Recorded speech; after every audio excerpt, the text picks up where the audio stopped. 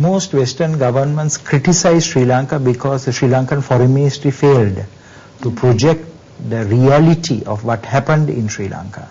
Sri Lankan Foreign Ministry did not prepare by recruiting information specialists to their service, to the foreign service, where they had the capacity and the expertise to counter the propaganda of the LTT. So, because the Foreign Ministry failed in this aspect, and I repeat the word failed, Sri Lanka's name is mud.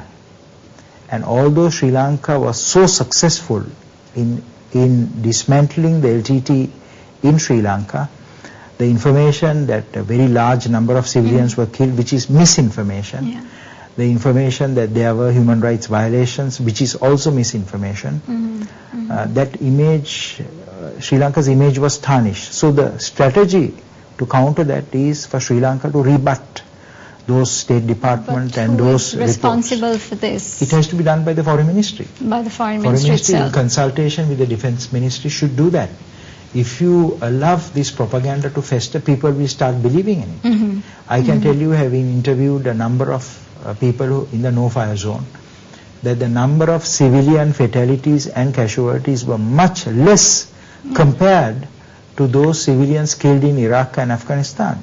Cooperation is crucial. And speaking of European involvement, what is your view, just very briefly, on how the Norwegians actually were involved in this conflict and the resolution of it? Norwegians were initially very sincere. They were very genuine. They want to genuinely negotiate the conflict. They want to be a mediator. But later they became a participant.